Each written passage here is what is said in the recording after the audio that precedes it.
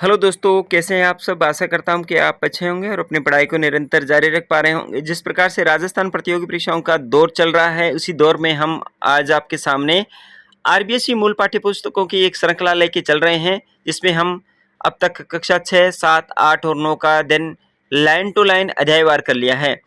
आज की कड़ी में हम कक्षा 10 राजस्थान का इतिहास एवं संस्कृति पढ़ेंगे। और अब तक हमने इस पाठ्य पुस्तक से किन किन टॉपिकों को कवर कर लिया है, इसको थोड़ी सी चर्चा करते हुए चलते हैं।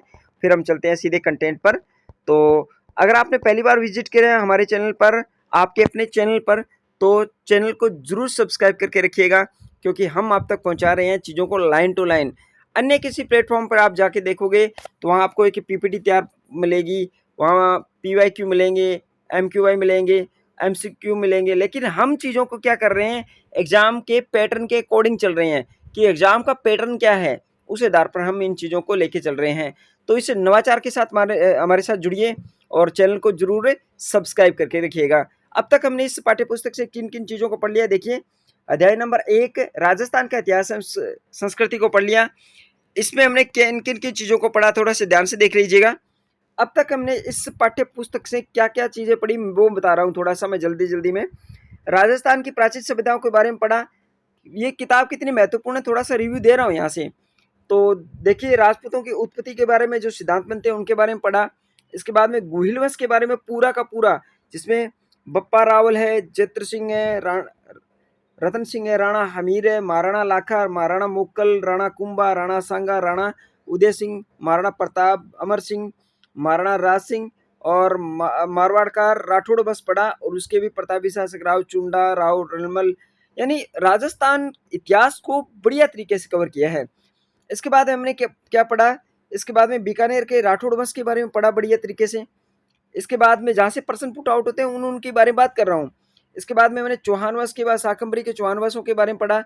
इसके बाद में हमने पढ़ा जो रणथंभौर के चौहान वंश, इसके बाद में जालोर के चौहान वंश, इसके बाद में कछवा वंश, आमेर के कछवा वंश के बारे में बढ़िया तरीके से इसी पाठ्य पुस्तक के अध्याय नंबर 1 से पढ़ लिया। इसके बाद में हमने जैसलमेर का भाटी राजपूत वंश और भटपुर का जाट राजवंश भी पढ़ लिया है।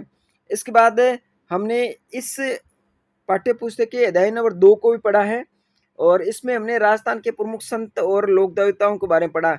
लोक देवताओं को हमने पूरा बढ़िया तरीके से कवर कर लिया है, जिसमें हमने गोगा जी, तेजा जी, पापू जी, देवनारायण जी, गोगा जी, तेजा जी, पापू जी, देवनारायण जी, मल्लीनाथ जी और रामदेव जी, मेहा जी, मांगलिया के बारे में पढ़ लिया है। इसके बाद हमने संत धन्ना जी के बारे में पढ़ा। पिछले जो क्लास के अंदर हमने क्या क्या पढ़ा उस पर थोड़ी सी चर्चा करते हैं। पिछली क्लास में हमने संत धन्ना जी के बारे में पढ़ा, पीपा जी के बारे में पढ़ा और जाम्बू जी के बारे में पढ़ा। आज हम पढ़ने वाले हैं उससे आगे की कड़ी। तो आज का सेशन बहुत ही महत्वपूर्ण रहने वाला है, हमारे साथ जुड़िए और चैनल को जरूर सब्सक्राइब करके रखिएगा। तो चलिए आज के कंटेंट की शुरुआत करते हैं बिना किसी तामझाम के। और आपको बताना चाहूँगा कि आप हमारी प्लेलिस्ट बनी हुई है, वहाँ पे आप कक्षा 6, 7, 8, 9 का भी अध्ययन इस तरह से कर सकते हैं। हमने चीज़ों को न छोड़ते हुए, न स्किप करते हुए लाइन टू लाइन चीज़ें पढ़ी है, ताकि आपका कंटेंट, आपका जो राजस्थान जीके का वेटेज है वो क्लियर हो जाए। तो चलिए शुरुआत करते हैं आज के इस कंटेंट की। थोड़ा सा बैकअप करते हुए चलते हैं कि हमने पिछले अध्याय में क्या पढ़ा। पिछले अध्याय में धन्ना जी के बारे में पढ़ा। धन्ना जी का जो धुवन गांव था 1415 में जन्म हुआ था। इसके बाद में हमने पढ़ा पीपा जी के बारे में। पीपा जी नागौर गागरोन से थे। 1425 में उनका जन्म हुआ था और ये खिंची राजपूत से समुदाय से बिलोंग करते थे और ये दर्जी समुदाय के प्रसिद्ध लोक देवता हैं। जाम्बू जी के बारे में पढ़ा और विष्णुई संप्रदाय के प्रवर्तक है, जो कि 1451 में उनका जन्म हुआ था और कहाँ हुआ था, पीपासर नागौर में। और उनका संप्रदाय है जो विष्णुई संप्रदाय है, उसका प्रवर्तन उन्होंने समराथल बीकानेर में 1485 में किया था। तो इन चीज़ों को हमने अब तक क्लियर कर लिया है। अगर आपने वो वीडियो नहीं देखा तो जाके प्लेलिस्ट बनी हुई है, वहाँ जाके देख लीजिएगा। अब पढ़ते हैं हम जसनाथ जी के बारे में। जसनाथ जी जो कि बहुत ही महत्वपूर्ण लोक देवताओं में से एक है। तो अब आगे पढ़ते हैं जसनाथ जी के बारे में। जसनाती संप्रदाय के प्रवर्तक जसनाथ जी का जन्म 1482 के अंदर हुआ था। याद रख लेना, अब तक हमने जितने भी संत पढ़े हैं तो सबसे पहले पढ़ा था धन्ना जी। धन्ना जी का जन्म 1415 में। कालक्रम में व्यवस्थित करना आता है ना, वहाँ गड़बड़ हो जाती है फिर। तो हम चीज़ों को ऐसे क्लियर करते हुए चलते हैं। थोड़ा सा मैं आपको थोड़ा सा रिवीजन करवा लेता हूँ।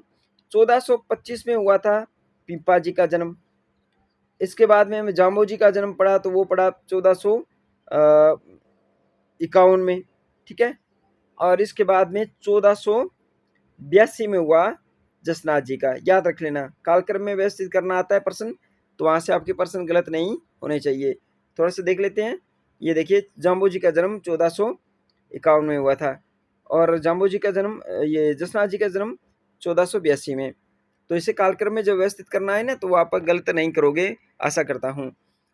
जसनाथ जी के बारे में पढ़ते हैं। जसनाथ जी जसनाती संप्रदाय के प्रवर्तक है। 1482 में जन्म हुआ। कहाँ? करतरिया सर, बीकानेर में। इन्हें हमीर जी जाट, हमीर जी जानी जाट और रूपादे का पुत्र, पोष्य पुत्र माना जाता है। लोक विश्वास के अनुसार इन्होंने गोरखमाड़िया बीकानेर में 12 वर्ष की कठोर तपस्या की थी। जसनाथ जी ने जो तपस्या कहाँ की थी? गोरखमाड़िया बीकानेर, 12 वर्ष तक सभी को जीवों पर दया करने का संदेश दिया था। जसनाथ जी ने लोहे पांगल नामक तांत्रिक का घमंड चकनाचूर किया था। प्रश्न आया हुआ है बहुत बार, जसनाथ जी ने किस तांत्रिक का घमंड चकनाचूर किया था? तो लोहे पांगल नामक तांत्रिक का घमंड चकनाचूर किस लोक देवता ने किया था? जसनाथ जी ने। राव लूणकर्ण को बीकानेर का राजपद पाने का वरदान भी दिया था। राव लूणकर्ण को बीकानेर का राजपद पाने का वरदान किस लोक देवता ने दिया था? तो जसनाथ जी ने दिया था। लोहा पांगल नामक तांत्रिक का घमंड चकनाचूर किया था। इसके चमत्कारों से प्रभावित होकर दिल्ली सुल्तान सिकंदर लोदी तक इन्हें कतरियासर की पास भूमि दान की थी। देखिए, किस लोक देवताओं के चमत्कारों से प्रभावित होकर दिल्ली सुल्तान सिकंदर लोदी ने कतरियासर के पास भूमि दान थी? कतरियासर नाम आती है, आपको हिंट मिल जाएगा जसनाथ जी ने। या ऐसे बन सकता है कि किस सुल्तान के द्वारा जसनाथ जी को कतरियासर के पास भूमि दान की थी? तो वो दिल्ली के सुल्तान सिकंदर लोदी ने। 1500 ईस्वी में जसनाथ जी तो जाम्बू जी का परस्पर मिलन हुआ। 1500 ईस्वी में जसनाथ जी और ऊपर पढ़ के आए ना, जाम्बू जी का परस्पर मिलन हुआ। जसनाथ जी ने आश्विन शुक्ल सप्तमी 1506 में 24 वर्ष की अल्प आयु में कतरियासर में जीवित समाधि ली थी।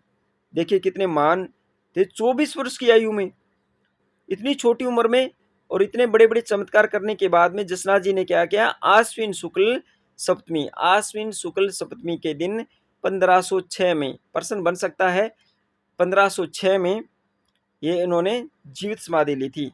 उम्र की क्या थी उसकी? 24 वर्ष। इसके उपदेश सिम्मुदड़ा और कोंडा नामक ग्रंथों में संकलित है। जसनाथ जी के जो उपदेश है वो कहाँ है? सिम्मुदड़ा और कोंडा नामक जो ग्रंथ थे उनमें संकलित है। तो ये थे जसनाथ जी। कतरियासर ही जसनाथ जी की तपोभूमि और क्रमस्थली है। यहाँ वर्ष में 3 बार आश्विन शुक्ल सप्तमी, माघ शुक्ल सप्तमी और चैत्र, देखिए एक चीज तो सिमिलर है, वो क्या है? सप्तमी और सप्तमी। अब आपको महीने याद रखने हैं, हिंदी महीने कौन से? आश्विन, माघ और चैत्र। 3 वर्ष में ऐसे कौन से लोग देता है जिसकी वर्ष में 3 बार विशाल मेले लगते हैं? तो है जसनाथ जी। याद रख लेना, राजस्थान के अंदर ऐसे कोई लोक देवता नहीं है, लोक संत नहीं है जिनका 3 बार वर्ष में मेला लगता है। पहला आश्विन सप्तमी शुक्ल सप्तमी को, माघ शुक्ल सप्तमी को और चैत्र शुक्ल सप्तमी को मेले लगते हैं। इसके बाद में लालदास जी के बारे में पढ़ते हैं। लालदासी संप्रदाय के प्रवर्तक लालदास जी का जन्म मेवात प्रदेश अलवर में दोलीदूब गांव में श्रावण कृष्ण पश्चिमी 1504 में। 1400 हमने ऊपर पढ़ा, 1400 हमने ऊपर पढ़ा था। जसनाथ जी का जन्म 1482 में। एक बार पुनः इनको याद कर लेते हैं। चीजें अब आगे बढ़ने से पहले चीजों को थोड़ा सा रिपीट करते हुए चलते हैं तो चीजें याद हो जाएगी। ज्यादा पढ़ने से नहीं, ज्यादा मनन और याद करने से ज्यादा प्रश्न आपके सही होंगे। तो क्लियर बात शुरू होती है 1415 से। फिर होती है 1425 से, एक बार इनको लिख लेते हैं। इसके बाद है होती है 1451 में किसका जन्म हुआ, फिर 1482 में, और अब बात करते हैं 1502 में। 1502 में तो धन्ना जी का जन्म हुआ 1415 में, और इसके बाद में पिपा जी का 1425 में, ये जाम्बो जी का 1451 में, और जसनाथ जी का ये हुआ 1482 में, और अब जो 1502 में हुआ है वो किसका हुआ है, लालदास जी का। 1504 में, सॉरी 1504 में। अगर अब चीज़ें गलत हो जाती है तो वो चीज़ें याद बहुत ज़्यादा रहती है। तो अब लालदास जी का जो जन्म है वो तो आप याद रखोगे कि थोड़ा सा मैं गलत हो गया ना थोड़ा, तो वो चीज़ें जो चीज़ें गलत होती है उसको हम सुधारते हैं ना, तो वो चीज़ें फिर वो याद बहुत ज़्यादा रहती है। तो ये भी एक ट्रिकली है। 1504 में उनका जन्म हुआ। तो ये लालदास जी संप्रदाय से हैं। इसका जन्म स्थान कहाँ है, मेवात प्रदेश अलवर के अंदर दोलीदूब गांव। दोलीदूब, लालदास जी का जन्म किस गांव में हुआ, तो दोलीदूब गांव में, श्रावण पश्चिमी की 1504 में। इसके पिता का नाम चांदमल और माता समदा था। लालदास ने तिजारा के फकीर गफ्फन चिश्ती से दीक्षित होकर उन्हीं की प्रेरणा स्वरूप दोलीदूब छोड़कर बांधोली ग्राम में सिंहशिला पहाड़ पर कुटिया बना रही थी। लाइन बहुत क्लियर है, वहां से प्रश्न बनता है। आया भी है, लालदास जी ने तिजारा के फकीर गफन चिश्ती से दीक्षित होकर, लालदास जी ने किससे दीक्षा ली थी, फकीर गदन चिश्ती से। प्रेरणा स्वरूप दोलीदूब को छोड़ दिया उन्होंने और बांधोली गांव में सिंहशिला पर पहाड़ पर कुटिया बना ली। मेवात क्षेत्र में फैली धार्मिक और सामाजिक कुरीतियों को दूर करने हेतु लालदास जी ने नैतिक शुद्धता पर बल दिया। संत लालदास जी ने हिंदू मुस्लिम दोनों धर्मों की इच्छाइयों को अपनाने को उपदेश दिया। इनका मानना था कि ईश्वर अल्लाह एक है, जो दूसरों को कष्ट पहुंचाता है वह स्वयं उसका जीवन कष्ट में हो जाता है। मेव समुदाय मुसलमान लालदास जी को पीर मानते हैं। लालदास जी की चेतावनियां इनका प्रमुख काव्य ग्रंथ है। लालदास जी की चेतावनियां इसका प्रमुख ग्रंथ है। नगला में 1648 में 1648 में नगला में 1648 में 1008 वर्ष की आयु में उसका निधन हुआ था। लालदास जी की मृत्यु कहाँ हुई थी, नगला में, याद रखना, नगला में मृत्यु हुई थी। मेवात क्षेत्र के दोलीदू गांव में जन्म हुआ था। और ये लालदास जी की चेतावनियां बहुत प्रसिद्ध हैं। तो इनकी मृत्यु कितने वर्ष की आयु में हुई, 108 वर्ष की आयु में हुई थी। इनका समाधि शेरपुर में है। लालदास जी का समाधि स्थल कहाँ है, शेरपुर में। याद रख लेना, आजकल का ट्रेंड इस तरह से ही है, प्रश्न कैसे भी बना सकते हैं। तो लालदास जी का समाधि स्थल वो कहाँ है, शेरपुर में है, जहाँ पर आश्विन मास की एकादशी व माघ पूर्णिमा को मेला लगता है। तो आश्विन मास की एकादशी और माघ पूर्णिमा को यहाँ मेला लगता है। कहाँ, शेरपुर में, जहाँ इनका समाधि स्थल है। अब पढ़ते हैं संत हरिदास जी के बारे में। संत हरिदास जी निरंजनी संप्रदाय के संस्थापक, निरंजनी संप्रदाय के संस्थापक संत हरिदास का जन्म डीडवाना तहसील के काप। संत हरिदास जी निरंजनी संप्रदाय के संस्थापक संत हरिदास जी का जन्म डीडवाना तहसील के कापड़ोद गांव में 1455 में हुआ। देखिए ये याद रख लेना, 1455 में हुआ। तो 1504 में लालदास जी का और 1555 में निरंजनी संप्रदाय के संस्थापक जो हरिदास जी थे उनका जन्म हुआ था। तो कालक्रम में व्यवस्थित करना है तो इनको चीज़ों को याद करना ही पड़ेगा। तो लालदास जी 1504 और 1455 में, 1451 में किसका हुआ था, संत जो 1482 के अंदर जसनाथ जी का, और 1451 में इनका हुआ था जाम्बू जी का। जाम्बू जी के बाद में ही हरिदास जी आएंगे, याद रख लेना। अगर जब भी आपको कालक्रम में व्यवस्थित करना पड़े तो जाम्बू जी के बाद हरिदास जी, जाम्बू जी के बाद में हरिदास जी, इसके बाद में जसनाथ जी, और जसनाथ जी के बाद में लालदास जी सबसे अंत में आएंगे। लालदास जी के बाद में हाँ सबसे अंत में लालदास जी आएंगे। तो इन चीज़ों को याद करते हुए चलना है। अब पढ़ते हैं संत हरिदास जी के बारे में, दोबारा थोड़ा से रिपीट करते हैं। कि निरंजनी संप्रदाय के संस्थापक संत हरिदास जी का जन्म डीडवाना तहसील के, क्योंकि वो प्रश्न पूछते समय गांव का नाम भी पूछा जाता है, कई बार वो प्रश्न में गांव का नाम भी पूछता है, तो ट्रेंडिंग कुछ तरह से ही है। कापड़ोद गांव 1455 में हरिदास जी। इसके बाद में इसका मूल नाम हरि सिंह सांकला था और प्रारंभ में लूटमार करना इसका पेशा था, लेकिन एक सन्यासी के उपदेश से इनका जीवन बदल गया। 1513 में उन्होंने बौद्ध ज्ञान प्राप्त किया और अपना नाम हरिदास रख लिया। पहले हरि सिंह सांकला थे, लूटमार करते थे। इसके बाद में उन्होंने किसी संत के संपर्क में आए और सन्यासी से अपना जीवन बदल दिया। 1513 में उन्होंने बौद्ध नामक जो ज्ञान प्राप्त किया और अपना नाम हरिदास रख लिया। उन्होंने निर्गुण भक्ति पर जोर दिया और कुरीतियों का विरोध किया। उन्होंने निरंजनी संप्रदाय का आरंभ किया। इस संप्रदाय में परमात्मा को अलख निरंजन और हरि निरंजन कहा जाता है। किस संप्रदाय में परमात्मा को अलख निरंजन कहा जाता है? तो संप्रदाय की बात करें तो वो थे निरंजनी संप्रदाय से। संत हरिदास के आध्यात्मिक विचार मंत्र राज प्रकाश और हरिपुरुष नाम की वाणी नामक ग्रंथों में संकलित है। संत हरिदास जी के आध्यात्मिक विचार किस किस में संकलित है? राज प्रकाश और हरिपुरुष के अंदर। डीडवाना में 1543 में उनका देहांत हो गया। अब पढ़ते हैं राजस्थान के कबीर जी के बारे में, संत दादू दयाल जी के बारे में।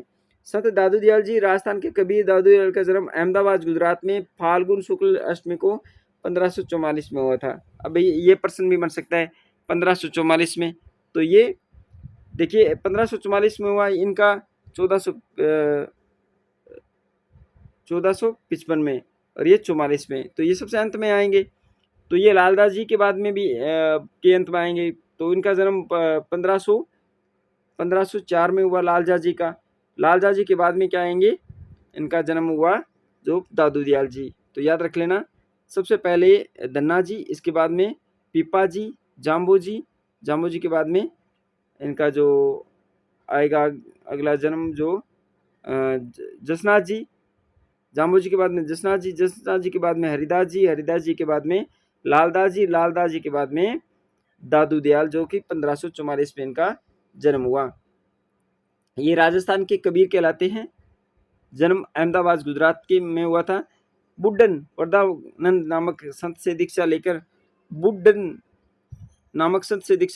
करने के बाद वे दादू 1568 में सांबर आकर रहने लगे और दुनिया का कार्य आरंभ कर दिया। यहाँ से दादू ने उपदेश देना आरंभ किया था। कहाँ से? सांबर से। याद रख लेना, प्रश्न ऐसे बन सकता है कि दादू दयाल जी ने कहाँ से अपने उपदेश शुरू किए थे? तो सांबर से। 1575 में दादू अपने 25 शिष्यों के साथ आमेर चले गए, जहाँ उन्होंने 14 वर्ष तक निवास किया। दादू ने 1585 में मुगल सम्राट अकबर से भेंट करते हुए फतेहपुर सीकरी की यात्रा की थी। ये प्रश्न बहुत बार आया एग्जाम में कि दादू दयाल जी ने किस मुगल सम्राट से भेंट की थी? तो अकबर से की थी। अकबर ने राजस्थान के किस संत से भेंट की थी? तो दादू दयाल जी से की थी। दादू तत्कालीन ढूंढाड़ और मारवाड़ राज्यों में यात्रा करते हुए उपदेश देते हुए 1602 में फुलेरा के समीपवर्ती गांव नारायणा में आ गए और यहीं जस्ट कृष्ण अष्टमी 1603 में उन्होंने अपने देह त्याग कर दिया। फुलेरा के समीप गांव नारायणा में इनका जो मुख्य जो पीठ है। दादू के पार्थिव शरीर को उनके निर्देशानुसार ही समीपस्थ बेराणा की, याद रख लेना ये प्रश्न, यहाँ से प्रश्न, दादू के पार्थिव शरीर को उनके निर्देशानुसार ही समीपस्थ जो कि फुलेरा नारायण है ना, उसके समीपस्थ बेराणा गांव, बेराणा की पहाड़ी के नीचे दादू खोल नामक स्थान पर रख दिया गया। दादू पंथ इसी स्थान को अत्यंत पवित्र मानते हैं। दादू पंथ का जो स्थान है दादू खोल, वो कहाँ है? बेराणा गांव में। बेराणा की पहाड़ी के नीचे दादू खोल नामक स्थान पर रख दिया गया। दादू ने ब्रह्म जीव जगत और मोक्ष पर अपने उपदेश सरल भाषा में, जो दादू जी की जो भाषा थी वो थी संदूकड़ी भाषा में। दादू जी के वाणी और दादूरा दूहा नामक ग्रंथों में दादू के उपदेश और विचार मिलते हैं। दादू कबीर की तरह सुधारवादी आचरण व मोक्ष के मूल्यों को मानने वाले, परम तत्व की तलाश करने वाले दादू ने कर्मकांड, जाति प्रथा, मूर्ति पूजा और रूढ़िवादिता आदि का घोर विरोध किया। कबीर गरीबदास, देखिए इनके जो शिष्य थे कौन थे, गरीबदास, मिस्किनदास, सुंदरदास, बखनाजी, रजब जी, माधोदास दादू के प्रमुख शिष्य थे। दादू जी के शिष्यों के बारे में पूछा जाता है बहुत बार एग्जाम के अंदर कि दादू जी का जो के शिष्य थे वो गरीबदास, मिस्किनदास, सुंदरदास, बखनाजी, रजब जी, माधोदास और आदि दादू के शिष्य थे। तो आज की वीडियो में हम इतना ही पढ़ते हैं। हमने पढ़ा दादू दयाल जी के बारे में और अन्य जो संतों के बारे में। आज के लिए इतना ही, कल मिलते हैं नेक्स्ट वीडियो में नई ऊर्जा नई जोश के साथ। तब तक बने रहिए हमारे साथ। चैनल पर विजिट कर रहे हैं पहली बार तो चैनल को जरूर सब्सक्राइब करके जाइएगा। धन्यवाद।